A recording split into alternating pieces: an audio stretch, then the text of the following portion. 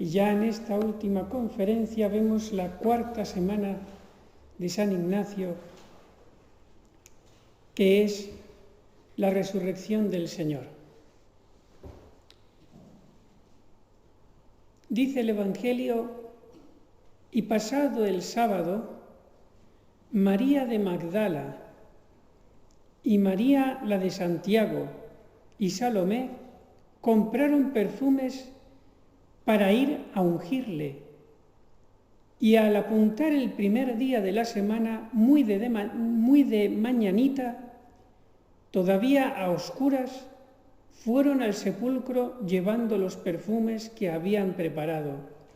Y se decían: ¿quién nos correrá la piedra de la puerta del sepulcro? ¿No les parece a ustedes algo extraño en este pasaje del Evangelio? Van María de Magdala, María de Santiago y Salomé, 3 mujeres amigas de Jesús, a ungir su cuerpo. ¿Y por qué no está la Virgen María? Lo lógico, la que no podía faltar en esta obra de caridad, era su madre, y sin embargo no está. No va a ungir a Jesús al sepulcro. ¿Por qué? Porque la Virgen María era la única persona del mundo que sabía que Jesucristo iba a resucitar cuando murió en la cruz. Por eso ella no fue al sepulcro, porque sabía que Jesús no iba a estar ahí. Era la única que en el momento de la crucifixión le miraba a Jesús a la cara así, mirando para arriba: tú resucitarás. En medio de todo mi dolor está la más grande esperanza. Ni siquiera los apóstoles perseveraron en la fe. Todos creyeron que ya estaba todo perdido. Solo María.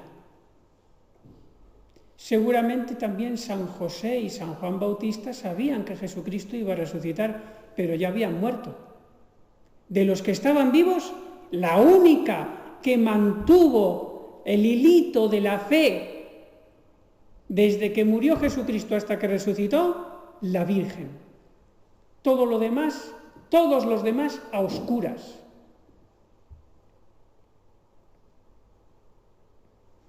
Por eso le dijo, inspirada por el Espíritu Santo, Santa Isabel: bendita tú la que has creído. Es que lo creyó todo, porque dice 2 veces San Lucas que lo meditaba todo en su corazón. No desperdiciaba ni la más mínima migajita que caía de los labios de Cristo.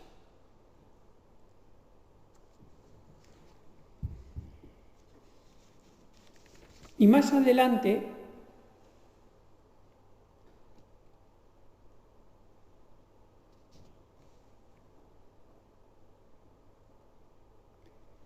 dice que las mujeres, habiendo entrado en el sepulcro, no hallaron el cuerpo del Señor Jesús. Y aconteció que, estando ellas consternadas en su espíritu a causa de ello, se les presentaron de improviso 2 jóvenes vestidos de largas túnicas blancas y refulgentes, y quedaron espantadas. Y le dicen los ángeles: no os espantéis vosotras, que ya sé que buscáis a Jesús de Nazaret, que fue crucificado. ¿Por qué buscáis al vivo entre los muertos? Era como una reprensión. Pero si Jesús había dicho varias veces que iba a resucitar, esto no lo podían decírselo a la Santísima Virgen, porque era como un reproche. La Virgen sí sabía que Jesús iba a resucitar.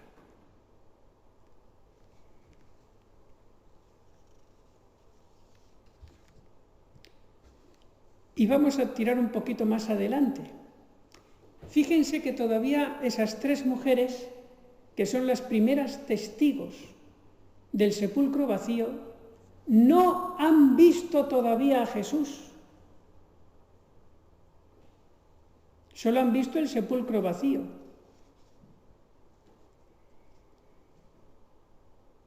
Vuélvense las mujeres del sepulcro a toda prisa, huyendo de allí, pues se había apoderado de ellas temblor y estupor.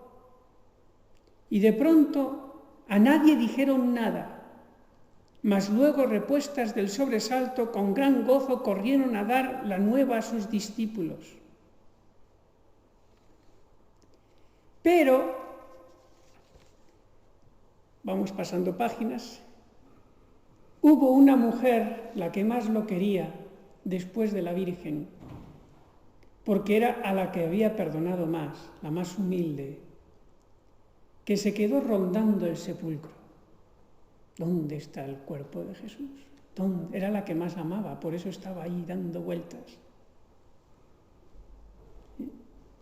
Y dice el Evangelio, resucitando Jesús al amanecer, el primer día de la semana, fíjense que cuando ya llegaron las 3 mujeres, Jesús ya no estaba en el sepulcro. Jesús no hace nada inútil. ¿Por qué antes de que llegaran las mujeres Jesús se había ido de ahí? ¿Cuál es la respuesta? ¿Qué fue a hacer? ¿A quién fue a ver? Ya está, ya todas están pensando en lo mismo. Claro. Dirá San Ignacio en sus ejercicios, ¿es que no tienes inteligencia? Claro, evidente. Se fue a visitar a la Virgen María para consolarla. Y de esto tuvo una visión Santa Teresa de Jesús, que está en sus obras, y lo dice claramente, que Jesús, después de resucitar, fue a donde estaba la Virgen María destrozadita de dolor para consolarla. Y dice Santa Teresa que le costó mucho a Jesucristo animarla del tanto dolor que tenía su madre. Imagínense la escena, llega él todo resucitado y glorioso, mujer, estoy aquí, y ella lo mira y todavía llorando, pero mujer, que soy yo, y así ya lo sé, pero es que me queda la resaca de todo el dolor de la cruz. Y tuvo que estar con ella buen rato para consolarla, a pesar de que ella no había perdido la fe. Si no lo dijera Santa Teresa de Jesús, podríamos dudarlo, pero es que lo dice y lo escribe ella en sus obras. Y dice el Evangelio, resucitado Jesús al tercer día, el primer día de la semana, se apareció antes que a otro a María Magdalena, la misma de la que había lanzado 7 demonios. Entonces, ¿cómo es que primero va a ver a la Virgen, está el sepulcro vacío y después se le aparece por primera vez a Santa María Magdalena? Esto se puede entender de que se le aparece antes que a otro dentro de la revelación pública. Pero el mismo San Juan Pablo II, y tengo la cita y todo, la podría traer, la tengo en la habitación, dice que se podría pensar piadosamente que primero se le apareció a su madre, como dice San Ignacio en los ejercicios.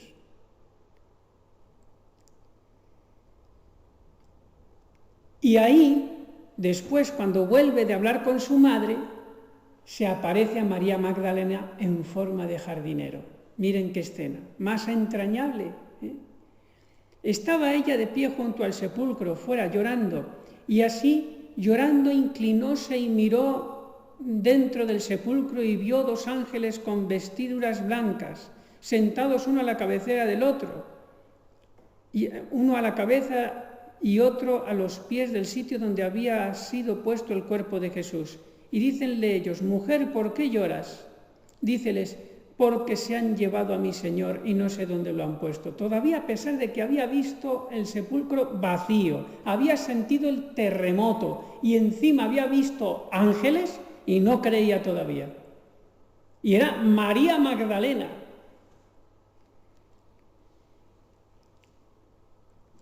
Como hubo dicho esto, volvióse atrás y vio a Jesús de pie y no sabía que era Jesús.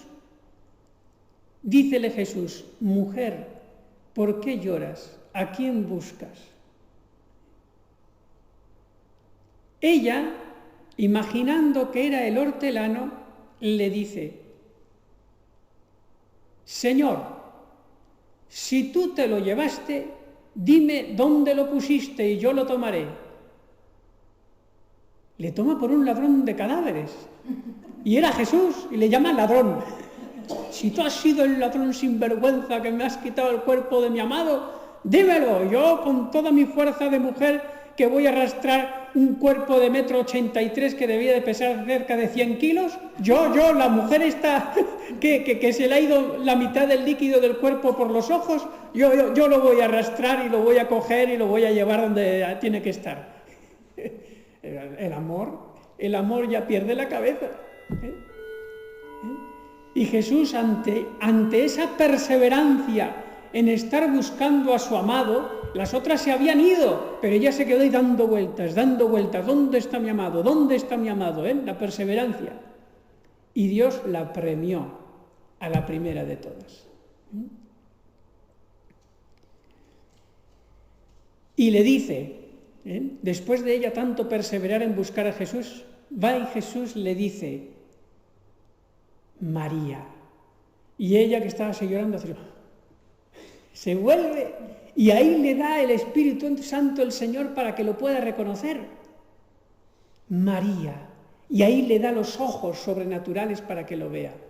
Ojalá que nos den estos ejercicios. Al final, hoy es el día de Pentecostés, cuando tiene que caer el chorro de fuego. Hoy, no bajen las manos y las oraciones, ahora más fervorosas que nunca, que mucho depende del último día, para que les diga cada una el nombre que tiene, Sor tal, Sor cual. Y entonces ustedes, después de tantos años ahí luchando en la vida ascética, sudando y en la oscuridad, y de repente que el Señor les dé un toque y hagan así. Qué hermoso sería. María, le dice Jesús, y ella volviéndose le dice: Raboni, maestro, que quiere decir maestro.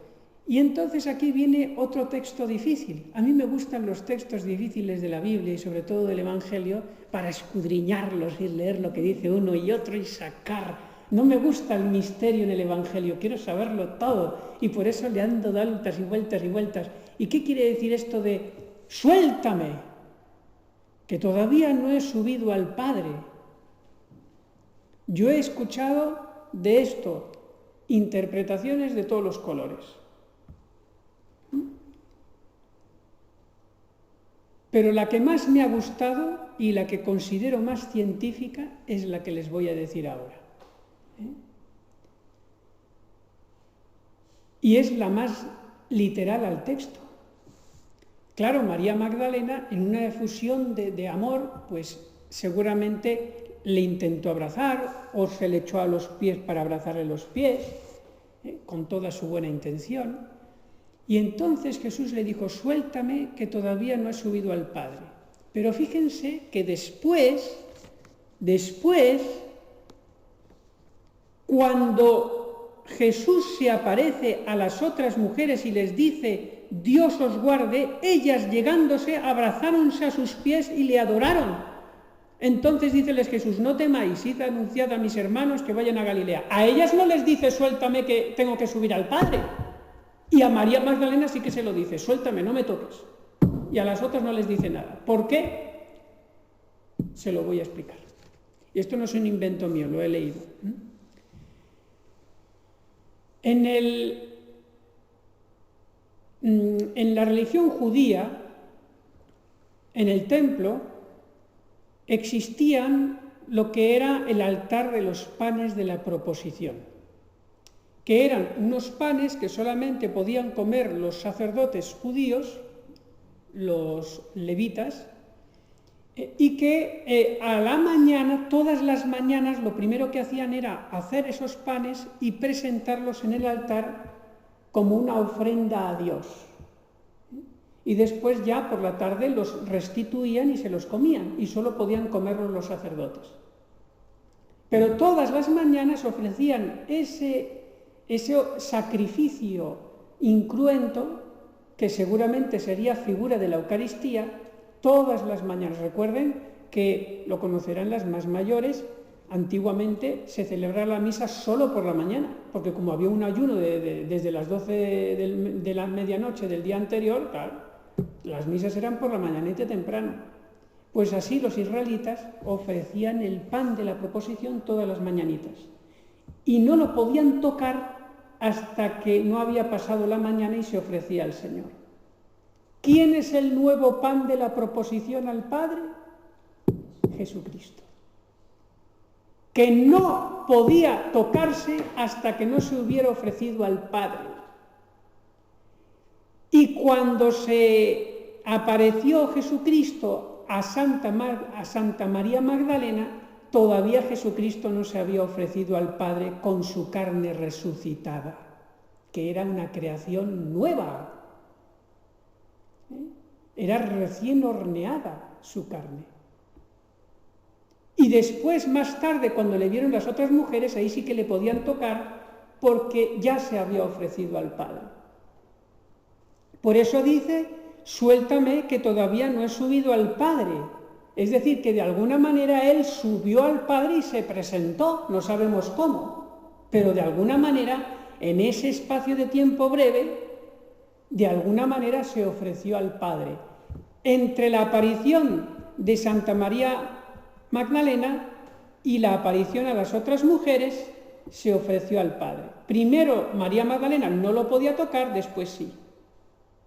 Y de hecho después los apóstoles no solamente le tocaron, sino que le metieron el dedo en las llagas, más todavía.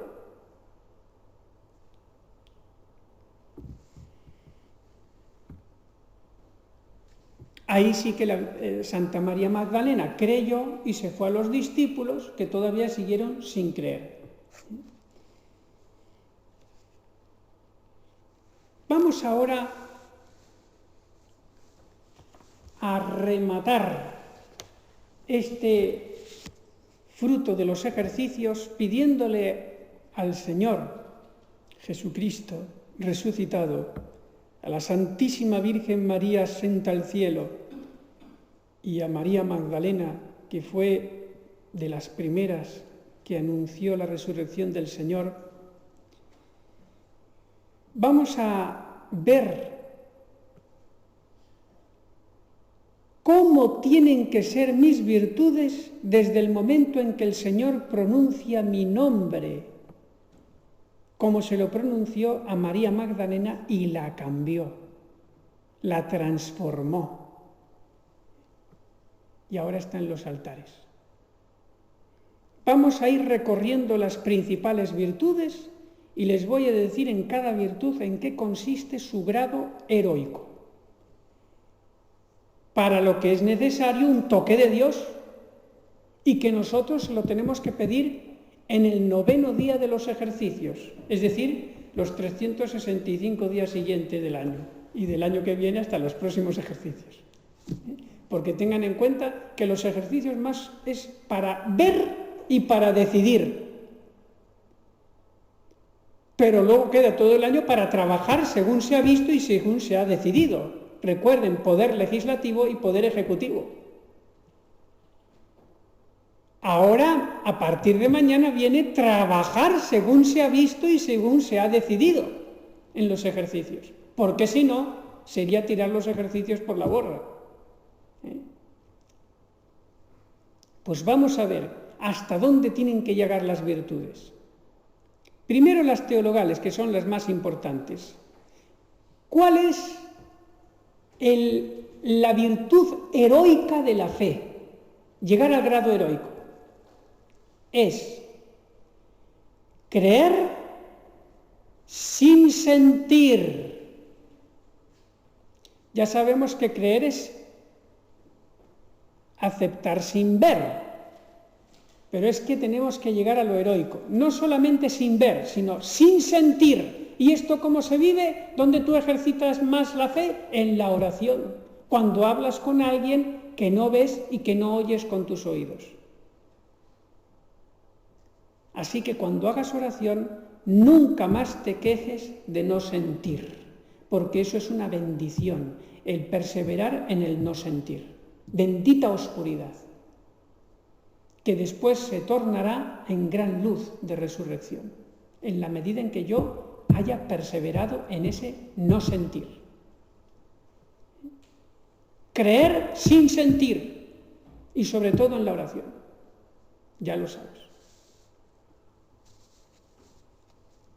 Así que nada de exigir de que venga el Espíritu Santo y sople la velita. Sin sentir, y menos todavía, Señor, yo creo que con tantos años de vida religiosa merezco que me des la oración infusa. Bueno, ahí te va a decir el Señor, pues ahora te voy a meter en un agujero como la avestruz, para que no tengas tantas quimeras en la cabeza. Lo dice Santa Teresa,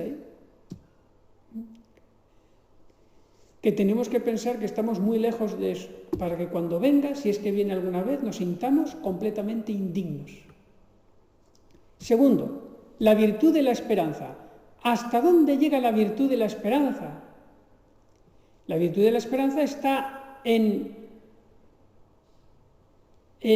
saber que Dios me va a ayudar en todo lo que me convenga sobrenaturalmente. Los medios para salvarme y la salvación misma, si yo pongo de mi parte. Eso es la virtud de la esperanza. Lo contrario es la desesperación, por un lado, o la presunción, por otro lado. ¿Qué es la virtud de la esperanza en sentido heroico? Esperar sin preocuparse. Y eso lo dice Jesucristo varias veces en el Evangelio. No os preocupéis del mañana, no os preparéis lo que debéis decir cuando os pidan en un tribunal vuestro testimonio, etc. No, el Espíritu Santo ya os sugerirá lo que tenéis que decir. No preocuparse. Esto, cuando vienen los problemas gordos, cuando vengan las cruces grandes, el no preocuparse, el estar tranquilo, fiado en Dios, es heroico. Pues ya saben. La prudencia, sí, pero nunca la preocupación. La inquietud, jamás.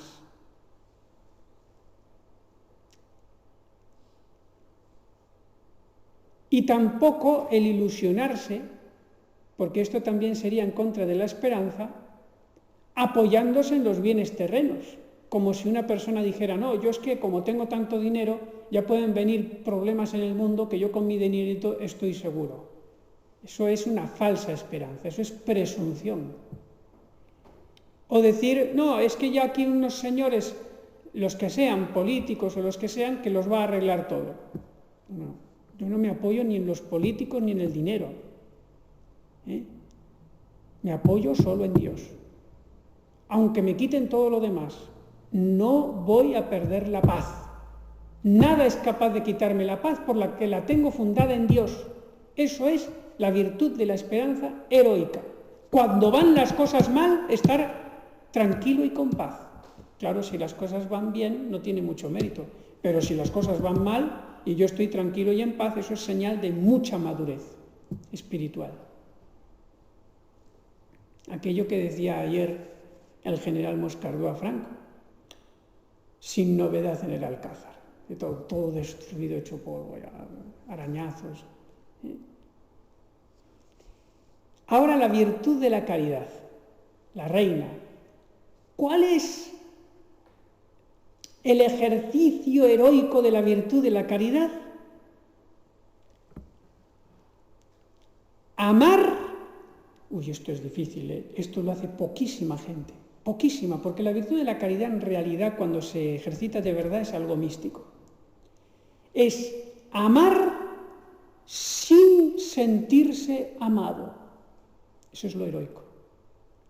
No digo amar sin ser amado, porque ni siquiera tenemos que meternos a juzgar si nos aman o no nos aman, sino que yo siento que no me aman, puede ser que me amen, pero no lo siento. Pues amo aunque no lo sienta. Amar sin sentirse amado. Porque hay personas que pueden tener un defecto psíquico que se llama paranoia cuando llega la cosa a mucho, pues que no se sienten amados por nadie, incluso se sienten perseguidos por los demás, y es todo cosa de su cabeza, los demás le quieren mucho, pero él no lo ve. Pues a eso, si hay alguno por aquí que tiene ese problema, nadie me quiere. Bueno, pues eso, tranquila, que si tú lo piensas por defecto psicológico no es ningún pecado. Es un peso en la cabeza que te ha puesto Dios, como a otra le ha quitado la pierna y el otro le toca hacer ciego. Pues a ti te ha tocado eso. Pues aunque tengas eso, tú ama. Tú ama, aunque no te sientas amada. Ejercitarás la virtud en grado heroico, porque estarás ejercitando la caridad de verdad. Porque no amas porque te amen, sino porque amas por Dios. Y por eso tu amor es invencible.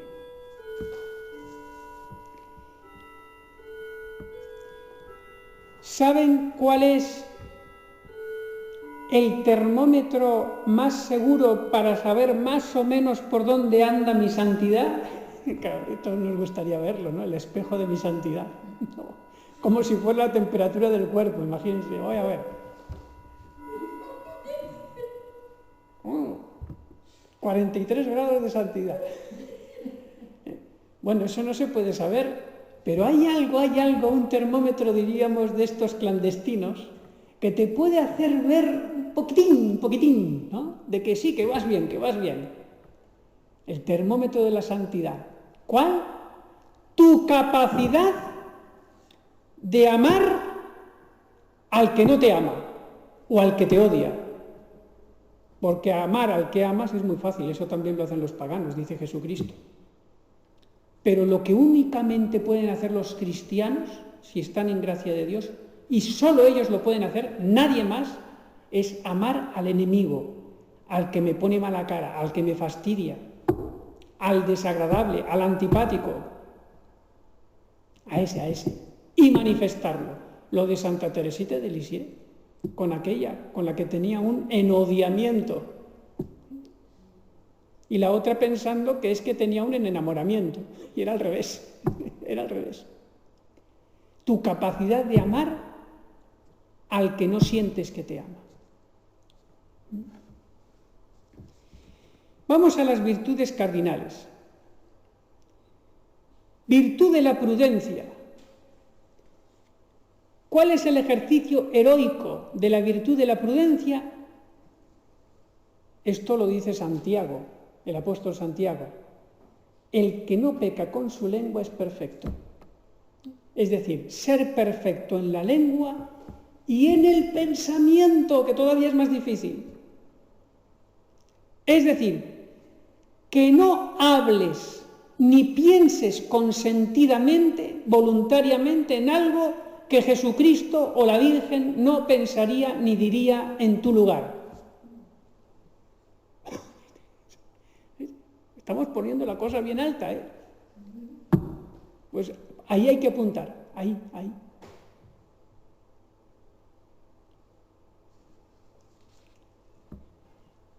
Preferir escuchar a hablar también es algo propio de la prudencia. Virtud de la justicia, de la cual es una virtud ajena, o sea, diríamos conjunta, que está relacionada a la obediencia. Pues bien, ¿cómo se ejercita la virtud de la obediencia en grado heroico? Sobrenaturalizar las órdenes, incluso venidas de una autoridad o de unos modos desagradables. Porque puede ser que la autoridad sea agradable, pero que a veces tiene un mal día y viene el pronto y dice las cosas así, ¡pum! Pues en ese momento, cuando te dicen las cosas de mala manera y te hieren, en ese momento enamorarte más que nunca de la obediencia. Eso es heroico. Porque lo normal es solamente querer obedecer cuando me tratan bien o cuando me cae bien la priora. Si no me cae bien o me trata mal, entonces haré huelga, aunque lo haga disimuladamente, para que ella se entere de que eso no es así, que yo merezco respeto. Pues no, Estamos aquí en la vida religiosa para llegar más allá de una virtud ordinaria. Acuérdense de lo que decía Santa Teresa del certamen, ¿no? Yo doy la mitad de mis méritos de un día, etcétera, etcétera. Virtud de la templanza, que es la virtud que modera las pasiones del apetito sensitivo. En grado heroico, la virtud de la templanza es vivir pobremente delante de una mesa llena. Claro, porque si a mí me ponen a comer con 4 mendrugos de pan duro, pues es muy fácil ser pobre. Pero si me ponen delante, vamos, un manjar de 5 estrellas como para 4 y yo estoy hambriento y ahí me controlo, eso sí que es heroico, eso sí, eso sí. Esto es un ejemplo, pero es para todo tipo de la virtud de la templanza.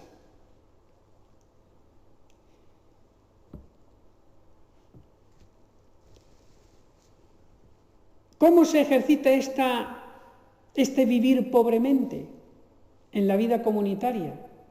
Precisamente así, vivir estrictamente la vida comunitaria pidiendo los mínimos permisos posibles. Y si alguna vez me cuesta algo, es mejor, si es posible, no pedir permiso que pedir permiso. Hombre, si veo que ya no hay más remedio que pedir permiso, lo pido.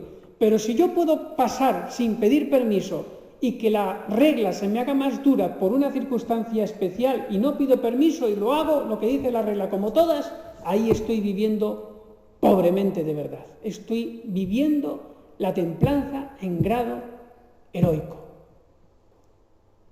Aquello que decía San Juan Bermans, escolar de la Compañía de Jesús: mi mayor penitencia, la vida de comunidad. Más que los cilicios, más que las disciplinas, que no los desprecio, está muy bien que se usen, pero lo primero, la vida comunitaria. Y si lo otro me impide la vida comunitaria, si la penitencia me impide la vida comunitaria, mala penitencia es. Me la tienen que quitar. Primero la vida comunitaria. Y con los mínimos permisos posibles. Y en cuanto a la fortaleza, es en grado heroico seguir luchando durante la desolación, durante el cansancio, porque ser fuerte cuando uno está pletórico de fuerzas es muy fácil. Lo difícil es que me paren porque estoy eufórico, me quiero comer el mundo. Pero en el momento en que estoy decaído, triste, deprimido, cansado, incluso físicamente, porque he hecho un trabajo muy duro durante el día, me he ido a la huerta y he hecho 4 zanjas con alzada y estoy hecho polvo. Y ahí me dice la superiora, pues ahora te vas a poner a hacer una vela de oración de 12 a 3 de la madrugada y no te duermas. Pues ahí viene la práctica de la virtud de la fortaleza. Y seguir luchando en la desolación y en el cansancio. Seguir luchando, como esa Teresita de Lisieux, que en medio de una tuberculosis brutal que le hacía vomitar sangre de vez en cuando y que le faltaba el aire, no pidió permisos para deshacerse de la vida comunitaria hasta que ya vieron que no podía más. Y cuando subía la escalera poquito a poquito, como una ancianita, ella se decía por dentro: cuando se caiga ya se verá. Cuando me caiga, ya se verá. Qué tremendo. Santa Teresita, esa que parecía una muñequita, que no, el camino fácil, no, el camino fácil. El camino de Santa Teresita era tremenda, de mortificación, que estuvo toda su vida comunitaria por no pedir permisos, toda su vida comunitaria comiendo las sobras y teniendo dolores de barriga todos los días. Y nunca decía que no. Y decían las cocineras, esto para Teresita, que es la que nunca rechaza nada. Ella, que venía de una familia donde le habían cuidado sus padres, una familia acomodada, así, ¿eh? Con pincitas. Y se mete en un Carmelo donde le dan las sobras todos los días, en aquel tiempo en que no había ni nevera. Y ella con dolores de barriga fuertes todos los días. La mataron. Bueno, dice Rollo Marín, y es muy entrañable.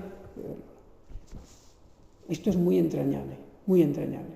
Tendrían que ustedes que escuchar la conferencia de Rollo Marín cuando les dice a las dominicas esto de Santa Teresita. Se pone un hombre que ya tendría unos 80 y tantos años, se puso a llorar delante de ellas, predicando.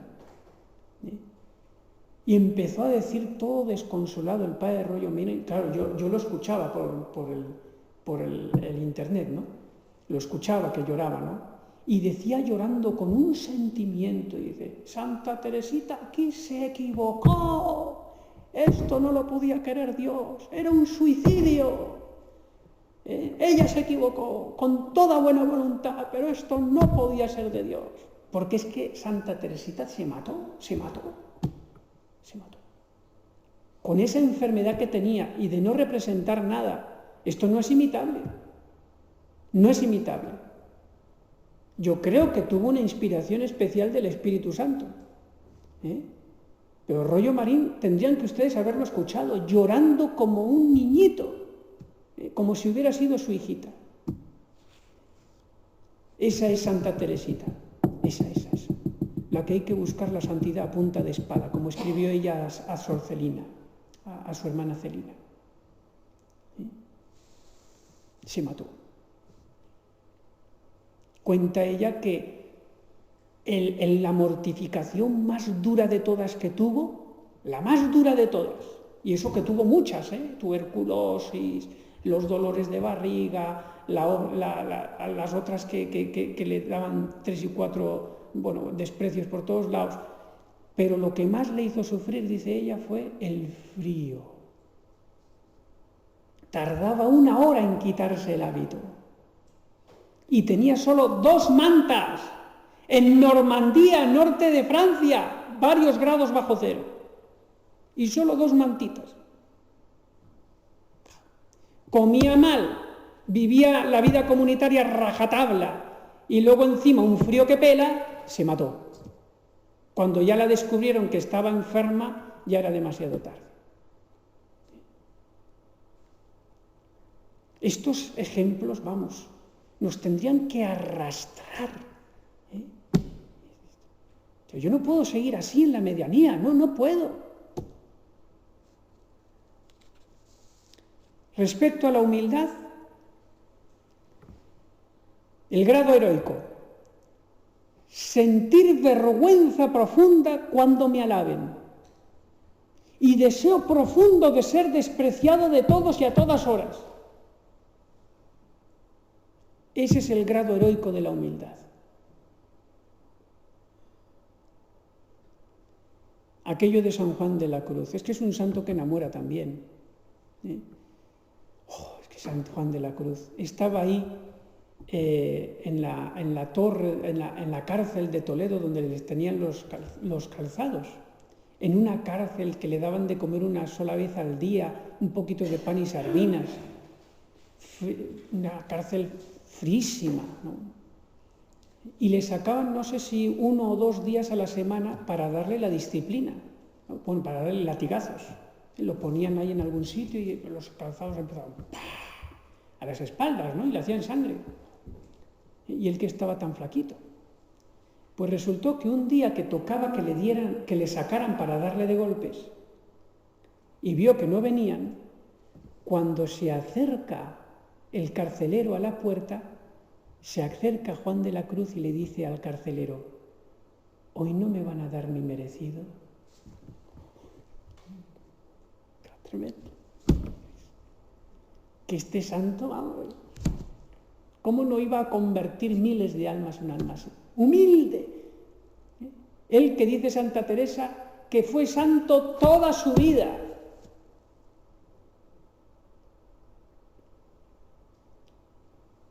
Y cuando Ya estaba a punto de morir y el rector de Úbeda le estaba machacando por venganza porque le había corregido hace unos años y le estaba machacando y despreciándole y abandonándole ahí que estaba moribundo. Y entonces viene su compañero primero de la Reforma, que era Fray Jesús, Antonio de Jesús creo que se llamaba, y le dice a San Juan de la Cruz: ¿te acuerdas, Fray Juan, cuando estábamos allí en Macera pisando descalzo la nieve y tanta mortificación? Y le dice San Juan de la Cruz: no me cuente de eso, no me cuente de eso, hábleme de mis pecados. Vamos, que yo soy un demonio al lado de ese hombre. Que yo no... ¿Un demonio? No, yo para qué estoy aquí predicando. Es ridículo que yo predique estas cosas. Ridículo. Ustedes que escuchen muy bien, pero yo diciendo esto que no vivo, me estará diciendo ahí detrás el dueño: hipócrita. Ponte tú a hacer ejercicios ahora mismo, que es el que más lo necesitas. Pero que estoy aquí. Misericordia en grado heroico,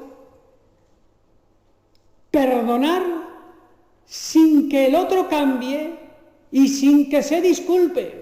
Cuando sabes que uno venga y otra vez, desprecio y humillación, ya sabes por la mañana cuando te levantas que cuando te vea ese te va otra vez a pegar un pellizco.